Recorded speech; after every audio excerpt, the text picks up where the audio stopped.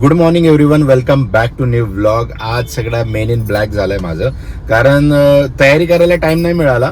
कारण अर्चू झोपली होती आणि लाईट लावला तर आवाज होतो, त्याच्यामुळे केस मी सेट नाही केले, म्हणून केस कव्हर करण्यासाठी कॅप घातली आहे. आणि कुठलं टी शर्ट शोधू अंधारामध्ये काही दिसत नव्हतं, त्याच्यामुळे हातामध्ये ब्लॅक आलं आणि ॲज युजल आपलं ब्लॅक मी घराच्या बाहेर पडलो. आणि मी पडलोय आईची जी हॉस्पिटलची ट्रीटमेंट आम्ही डेली जातो त्यासाठी, आणि अशी एकंदरीत आमची रेग्युलर ट्रीटमेंटसाठी आम्ही निघालोय. आज आहे आईच्या ट्रीटमेंटचा 18वा दिवस, 19वा दिवस. उद्या 20 दिवस, म्हणजे टोटल 120 दिवसाची ट्रीटमेंट आहे. त्याच्याप्रमाणे आज 20 दिवस म्हणजे एक पहिला टप्पा, 20 दिवसाचे असे टप्पे सेट केले डॉक्टरने. उद्या एक्सरे काढणार आहे, त्याच्यानंतर कळेल आईचा किती फरक आहे ट्रीटमेंटचा किंवा काय आलंय एक्सरेमध्ये, ते उद्याच कळेल. बट अशा प्रकारे आपल्या दिवसाची आज सुरुवात झाली. आणि आज मी थोडं लवकर आलोय, ते मी 2ला निघतो घरामधून, बट आज मी 11:30लाच निघालोय. कारण आमच्या मॅडमची नाईट चालू असल्यामुळे तो नंतरचा राहिलेला टाइम मॅडमांसोबत घालवायचा आहे. कारण आम्ही जाणार आहे एका खास ठिकाणी, त्याची सगळी आम्हाला तयारी करायची आहे. आईला ट्रीटमेंटसाठी वरती बसून आलोय, बट आज लवकर आलोय तर तिथं कमीत कमी 6 नंबर वेटिंगला आहे, म्हणजे काही उपयोग नाही आहे. आईचा नंबर 1-1.5 तासानेच लागणार आहे आणि तेवढी वेटिंग करायलाच लागणार आहे. त्याच्यामुळे म्हटलं मी आता खाली येतो आणि गाडीमध्येच बसतो, कारण वरती त्या हॉस्पिटलच्या इथं असले डास चावतात ना, की तिथं 10 मिनटंही बसवत नाही. आणि डास फक्त खाली पायाचा जो पंजा आहे ना, खाली पायाचा जो पंजा जो ओपन दिसतोय त्या भागाला चावतात. आणि एवढी खाज येते की असह्य होते. त्याच्यामुळे म्हटलं थोडंसं काम करत बसू गाडीमध्ये. तुझी नाईट असल्यामुळे आपण कसे दोघं चोरासारखे राहतोय घरात. हा ना, आवाज इतकी ती शातीर आहे ना, म्हणजे शातीर बोलायला गेलं, तिला थोडा जरी आवाज आला ना ती लगेच उठते. त्याच्यामुळे आम्ही दोघं एकदम असे सगळे काम एकदम हळू की आवाज होणार नाही, दरवाजा लागेल म्हणजे इतक्या लवकर. आईने तर अर्चू 7:30ला येते, तर तिच्यासाठी 7ला आंघोळ करून घेतली की जेणेकरून म्हणजे बाथरूम मोकळं. आणि आम्ही आंघोळीसाठी बेडरूमचा बाथरूम यूज करतो. 2 ॲक्च्युली आमच्या इथं बाथरूम, बट गरम पाणी जे येतं ते बेडरूमच्या बाथरूममध्ये येतं सोलार, आणि एकच कनेक्शन असल्यामुळे मग ते डिस्टर्ब होते. आणि तिची झोप खूप कच्ची आहे, थोडा जरी आवाज झाला ना लगेच ती झोप मोड होते. त्याच्यामुळे आईने आज लवकरच 7:30 वाजेच्या आधीच आंघोळ करून रेडी झाली आहे. हॉस्पिटलमधून घरी आल्यानंतर जस्ट चेंज केलंय, आंघोळ करून घेतली, थोडं फ्रेश वाटत नव्हतं. आता आईला मामाच्या मुलीकडे सोडेल, आई थोडा टाइमपास करेल. 10 दिवसाच्या ट्रिपच्या शॉपिंगची सुरुवात आम्ही करतोय आणि जस्ट एक्सप्लोअर करायला आलोय, घेत नाहीये, कारण खूप सारा सामान घ्यायचं आहे त्याच्यामुळे. आणि ट्रिप 10 दिवसाची म्हटल्यावर खर्चही तेवढाच होणार आहे, म्हणून थोडं बजेटवर जरा लक्ष देऊन, म्हणून काही दिसेल असं घ्यायचं नाही आहे. थोडंसं बघतोय आता. डिकॅथलॉनला आलो, इथून सुरुवात करू, कारण जिथं आम्ही चाललो आहे तिथं खूप सारी थंडी असणार आहे. त्याच्यामुळे डिकॅथलॉन हे प्लेस जरा बेस्ट आहे चांगली गोष्ट भेटण्यासाठी, आणि त्यासाठीच आम्ही आलो आहे. आणि सुरुवात करायची आम्हाला हँड ग्लोव्जपासून, कारण माझ्याकडनं तर थंडी सहन होईल, बट हे जे आमचे शूटर आहेत यांचा डाऊट आहे, त्याच्यामुळे तिच्यासाठी मैं तो सह लूंगा भाई, बिना हँड ग्लोव्ज के भी चला लूंगा, बट हिच्यासाठी मला घ्यायलाच लागेल. कॅप एकदा ट्राय करून बघ ना, असेल तर एखादी छान दिसेल. अरे छान दिसेल, फक्त जो चेहरा खाली आहे ना तोच त्यांनी त्या कॅपवरती बनवलेला आहे. तो एक मिनिट, थोडा आता वाटतंय ना, फक्त बघ, हा जो खालचा चेहरा आहे ना मांजरीचा, जे पंजा मारते, ती त्यांनी वरती बनवलाय, बाकी काही चेंजेस नाही केलंय. बाकी थंडी तर वाजणारच आहे. कसं वाटतंय म्हटलं? चांगलं आहे, पण जरा कलरफुल चांगलं वाटेल तिकडे. त्याच्यामध्ये कलर ऑप्शन्स नाही, आणि 0 डिग्रीपर्यंत आहे. आणि जितकी माझी बॉडी म्हणजे मला थंडी नाही वाजत त्याच्या हिशोबाने मला ओके वाटतंय. बट हे सेम आय थिंक दीनानाथकडे आहे, त्याच्यामुळे इथं आपले 1000 रुपये सक्सेसफुली वाचलेले आहेत. जसं की मी म्हटलं, ट्रिप बजेट प्लॅनमध्ये करायची आहे, 1000 रुपयाची इथं सेविंग झाली. सेम दीनानाथकडे आपण त्याच्याकडनं उचलू ट्रिपसाठी. तू एवढा दीनानाथ? अरे लोक, हां बरं झालं पॉईंट. मी कालच म्हटलं याचं नाव दीनानाथ बोलायचं आपण, लोक कन्फ्यूज होत आहेत. दिनकर, दिनेश, नाही रे बाबा, दिनू म्हणजे दीनानाथ. अशा प्रकारे सक्सेसफुली अर्धा तास वेस्ट करून आम्ही निघालो आहे आमच्या परतीच्या प्रवासाला. म्हणजे आम्ही आता डिकॅथलॉनमधून बाहेर पडतोय. आणि किती शॉपिंग केली आपण? नेहमीप्रमाणे डिकॅथलॉनमधून जी करतो आपण, फक्त 0. बट आयडिया येते इथं आल्यानंतर. ॲक्च्युली जसं मी बजेट ट्रिपचं बोललो ना आधी सुरुवातीला, तर खरेच बजेट ट्रिप आहे, कारण 10 दिवसाची ट्रिप आहे म्हटल्यावरती दिवसाला 5 ते 6 हजार रुपये सगळ्या गोष्टींवर मिळून खर्च होणार आहे, असं एकंदरीत आमचं कॅल्क्युलेशन आहे. त्याच्यामुळे शॉपिंग ही अशी एक गोष्ट आहे ना, ती आपण किती घेतलं ना सुखी नाही राहत, आपलं मन नाही भरत. त्याच्यामुळे परत वर्ड असा येतोय की कारण तो पॉज लावतोय की थोडं थांबा, म्हणजे शॉपिंगसाठी थोडा थांबा, जास्त खर्च करू नका आणि तो पैसा आपल्याला तिथं गेल्यानंतर हे करता येईल. आणि इथून न घेण्याचं कारण, जिथं आम्ही चाललो आहे थंड ठिकाणी, तिथं डिकॅथलॉनचीच गरज आहे, कारण खूप वॉर्म कपडे असतात त्यांचे आणि खूप आपल्याला हीट मिळते बॉडीला. बट प्राइसिंगमध्ये आणि काही आयटम होते की जे प्राईसमध्ये पण मॅच करत होते, बट एक गोष्टीला मॅच करत नव्हते, ती अर्चू सांगेल. कलर इतके न्यूड कलर आहेत ना की उठून नाही येणार. आजूबाजूला सगळं पांढरा कलर असेल आणि त्याच्यावरती न्यूड कलर नाही उठून येणार. त्याच्यामुळे आपल्याला कलरफुल पाहिजे, कलरफुल. इतकं तू मगापासून सांगतोय की आपण जाणार आहे तिथे खूप वॉर्म कपड्यांची गरज आहे आणि थंडी खूप असणार आहे आणि व्हाईट कलर असणार आहे एवढं सांगतोय, तर ऑब्विसली त्यांनी ऍक्च्युली गेस करून घेतलेलं असणार आहे की आपण कुठे जाणार आहोत. कुठं म्हणजे आता बघ, थंड ठिकाणी म्हणजे ऑब्विसली, आणि जिथं व्हाईट कलर म्हणजे बर्फ. तर याच्या प्रमाणात आम्ही बर्फाळ प्रदेशामध्ये चाललोय. बट अजून 2-3 लोकेशन आम्ही हिमाचलमध्ये चाललोय. यस, अनाउन्समेंट करून टाकतो मी, जाऊ द्या. आम्ही चाललोय हिमाचलमध्ये. बट हिमाचलचे मी 4 प्लॅन ऑन ठेवलेले की जिथं मी स्टेशनवर उतरेल तिथून मी 4 प्लॅन बनवू शकतो आणि ते बनणारे ट्रेनमध्ये. कारण 36 तासाचा प्रवास आहे. त्या प्रवासामध्ये डिसाईड करायचंय की आपल्याला कुठल्या रूटने जायचंय, म्हणून ते ठेवणार आहे. कारण बघा, बायको आणि मी 36 तासाचा प्रवास आणि हिची बडबड आणि हिच्या क्वेश्चनचे आन्सर, तेवढी ताकद माझ्यात राहणार नाही. त्याच्यामुळे थोडस माझ्याकडनं तिला पण थोडं इनपुट म्हणून प्लॅन मध्ये दिमाग लगाओ की कोणसा प्लॅन हम जा सकते हैं. कारण स्मार्ट बंद, खेलो दिमाग से भाई, खेलो दिमाग से. तुझं बोलायचं हे झालं, तुझं ऑलरेडी तू 2 जरी प्लॅन ठेवला असेल तरी तो फायनल वाला कोणता आहे ना हे तुझ्या ऑलरेडी डोक्यात आहे. पण मग ते घुमाव दिमाग की माझा हात दुखायला लागलाय आता. व्लॉगिंग का पावर आहे, व्लॉगिंग का. बघ, फ्रेम तर चालू केली मी, बट आम्हाला दोघांनाच घेतोय कारण जो तिसरा पर्सन आहे तो थोडा फ्रेम मध्ये यायला घाबरतोय. कारण तो आल्यानंतर पब्लिक एवढी स्टार्ट होते. बट तरी आता आहे तर दाखव. आज म्हणजे कालच्या ब्लॉगमध्ये आमच्यापेक्षा प्राची आणि दिनाची जास्त चर्चा होती, त्याच्यामुळे काही गोष्टी क्लिअर करायच्या आहे. प्राचीला करून टाक ऑन लाईव्ह कॅमेरा. थोडं लाऊडली बोलू शकते कारण पब्लिकचा आवाज खूप आहे इथं. पहिली गोष्ट तर मी आणि दीनानाथ खूप चांगले फ्रेंड आहोत आणि ही मैत्री अशीच आम्हाला ठेवायची जी स्वच्छ आहे, ज्याच्या मनात पाप नाही आहे आमच्या, आणि जी आमच्या फॅमिलीला सुद्धा आम्ही सगळेजण म्हणजे इन शॉर्ट आम्ही आता फॅमिली फ्रेंड आहे. येस, ही आर फॅमिली. सो माझ्या फॅमिलीला आय थिंक ही गोष्ट मी आधी पण क्लिअर केली होती. बट आता कसं आहे ना, नाही काय होतं माहिती का, आता कुठले ब्लॉग काही लोक बघतात, कुठला मिस होतो, एखादा पॉईंट स्किप करणारी पब्लिक जी पटपट त्याच्यामध्ये जो पॉईंट होतो. म्हणून मी क्लिअर करायचं आहे की बाबा तसं काही नाही आहे आणि त्याचं नाव दिनकर नाही आहे रे, त्याचं नाव काय सांग, दीनानाथ आहे त्याचं. त्याच्यामुळे ती आता ब्लॉगमध्ये यायला घाबरत होती, म्हणून म्हटलं थांब आधी आपण गोष्ट क्लिअर करू आणि त्याच्यानंतर चर्चा.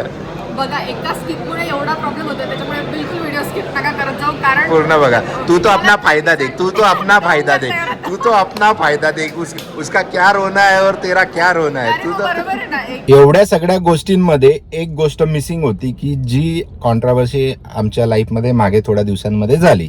ठीक आहे, त्याच्यावरती माझा व्ह्यू ऐकला. बट ॲज आता आम्ही कपल आहे, त्या कपलमध्ये एकाचा व्ह्यू ऐकला तर दुसऱ्याचा व्ह्यू, जे की मी पण तिला विचारलं नाही की ओव्हरऑल तुझा व्ह्यू काय आहे, की थॉट प्रोसेस काय आहे, हे सगळं घडलं तर ते कितपत बरं होतं किंवा काय करू शकलो असतो किंवा काय नाही. थोडं शॉर्टमध्ये तू एक तुझं सांग, म्हणजे तुझं पण मत मलाही कळेल, ऑडियन्सलाही कळेल. कारण मी जेन्युअनली विचारतोय, मी तुला विचारलं नाही की तुझा काय म्हणजे काय बोलता ना, एक पॉइंट काय आहे तुझा याच्यावरती, तुझा स्टँड काय आहे. पहिले तर म्हणजे पहिले सुरुवातीला ते जेव्हा 2दा-3दा आले ना, तर तेव्हा ठीक आहे, पण म्हणजे ही गोष्ट ना सॉर्ट आउट होऊ शकते बोलून. तर तेव्हा मला असं वाटलं की काय उगाच नाही का, म्हणजे बोलून केलं असतं तरी झालं असतं, एवढं काय लगेच हे करायची गरज नव्हती. जेव्हा फर्स्ट व्हिडिओ तू टाकला आणि ते रेकॉर्ड वगैरे केलं होतं तेव्हा. पण मग तू जेव्हा नंतर मला सांगितलं की असं डिस्कशन झालं होतं आणि ही पॉइंट मला म्हणजे खटकला की ही बोलायची पद्धत नव्हती वगैरे, तर तेव्हा मला वाटतं ठीक आहे, म्हणजे असं काही नाही की स्टँड घेणं चुकीचं आहे. आणि अजून एक त्याच्यात भर पडली, जेव्हा आपण एकदा लिफ्ट मधून आईंना हॉस्पिटलमध्ये घेऊन चाललो होतो आणि आपली एकासोबत भेट झाली आणि हो. त्यांचं पण डिस्कशन, ते तर स्वतः ओनर आहे तिथे, पण तेव्हा जे बोलले की नाही इथे खरंच असं आहे आणि इव्हन आम्ही पण तो प्रॉब्लेम फेस करतो बऱ्याचदा ओनर असून पण. तर मग तेव्हा विचार झाला की अरे आपण तर रेंटेड आहोत, तर आपल्याला तर ऑब्व्हियसली फेस करतोय, म्हणजे काही वेगळं नाहीये, पण ही गोष्ट कोणीतरी बोलायला पाहिजे. ती आणि- तेच का ते बोलले होते आम्ही पण सोडून चाललोय हा फ्लॅट, हा, आमच्या हा. दुसऱ्या फ्लॅट मध्ये शिफ्ट दुसऱ्या होतं. flat मध्ये अच्छा. तर मग तेव्हा वाटलं की ठीक आहे, म्हणजे काय आपण काय उगच आपण स्वतःहून नाही कोणाला भिडत जाऊन. म्हणजे जेन्युअन प्रॉब्लेम होता. आणि एकंदरीत तुझा आता हे तर व्ह्यू झालं तू, बट तुझा सपोर्ट होता त्या गोष्टीला की न होता, म्हणजे काइंड ऑफ तू जेन्युअन आन्सर देऊ शकते. तुला माहिती आपण इम्पोज नाही करत आपले थॉट एक दुसऱ्यावरती, त्याच्यामुळे तू मोकळ्या मनाने सांगू शकते. सपोर्ट होता, म्हणजे आता एवढं मी सांगितलं की गरजेचं आहे स्टँड घेणं, म्हणजे ऑब्व्हियसली सपोर्ट होता. काय आणि बात तो स्टँड तुला कुठून आला बोलली तू? ते तर मला जेव्हा क्लिअर पहिल्यांदा मी तुला बोलली की कशाला उगच काय गरज पडली नाही काय हा. उगच कशाला घ्यायचं आणि शांत राहायचं. पण मग नंतर तेव्हा तुमचं जेव्हा डिस्कशन तू बॅक जे झालं कॅमेराच्या व्यतिरिक्त जे झालं ते जेव्हा सांगितलं ते, आणि त्याच्यानंतर त्या माणसासोबत जेव्हा आपली भेट झाली आणि तो जेव्हा तो बोलला जेन्युइन ना, तो तिथला प्रॉपर राहणारा एक ओनर, त्याने जेव्हा थॉट प्रोसेस दिली तेव्हा इसको भी कॉन्फिडन्स आ गया भाई की बंदा गलत नहीं है, भिड तू. बट असं बोलले नाही तू भिड तू.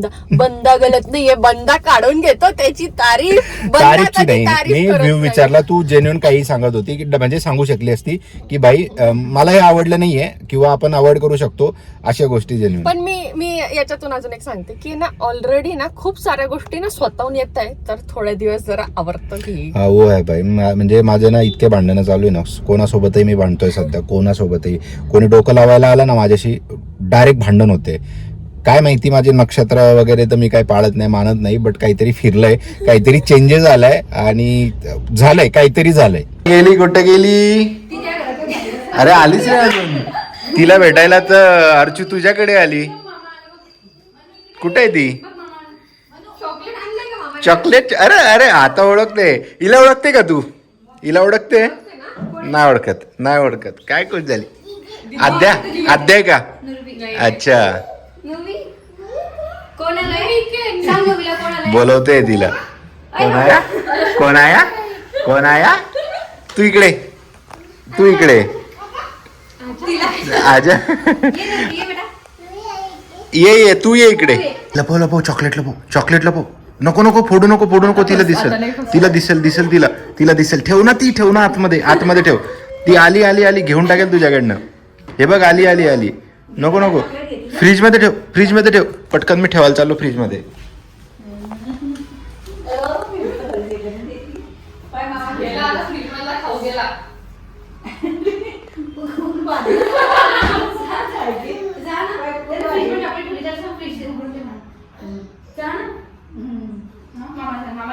ठेवली मी फ्रीज मध्ये, ठेवली मी आता फ्रीज मध्ये. मला कोणी आता किस्सी देईल तर मग मी चॉकलेट देईल. मला कोणी त्याचं नाव सांगेल तर मग मी चॉकलेट देईल. कोणाला पाहिजे चॉकलेट? चॉकलेट कोणाला पाहिजे? हातवर करा. कुठली दीदी? कुठली दीदी आहे?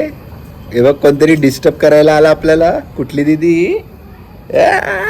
चॉकलेट फेकू नको, खा चॉकी खा. चॉकलेटच्या नावावरती काजू खपवले जात आहेत. चॉकलेटचंच उदाहरण काजू आहे, म्हणजे शिकण्यासारखं आहे न्यू पॅरेंट्स लोकांसाठी. चॉकलेटचा तो भ्रम निर्माण करा की काजूच चॉकलेट आहे. दरवाजा बेडरूम नाही, हॉलच्या बाहेर जी खिडकी आहे ना तुझी, त्याच्यामध्ये 1 2 3 4 आला का? मला तर नाही दिसला अजून. कुठल्या गॅलरीत आला तू? हा, तू कुठे? मला दिसत नाहीये तू. आता आला, तो आला. हाय करून दे तिकडनं. हा तिकडनं. तो हाय कर. दिसतोय का तुला तो? अरे 1 वर होता. दिसतोय? हाय कर त्याला. हाय कर, तिथं उभा आहे बघ. हाय कर. म्हणजे बघ ना, हा मामाच्या मुलीचा फ्लॅट, ठीक आहे. तिथं आपला दिना राहतोय आणि सेम त्या बिल्डिंग मध्ये हे इथं आपलं नवीन घर. बस कसा ट्रायंगल तयार झालाय ना, डायरेक्ट असा गेला. हो गया भाई, हो गया. मेरा कंटेंट शूट हो गया. रख दे तू, अभी मेहनत मत कर. तर असा होता हा आजचा आमचा दिवस. आता इथून घरी गेल्यानंतर ते जेवण करतील आणि अर्चू 9:30ला नाईट शिफ्टसाठी जाईल.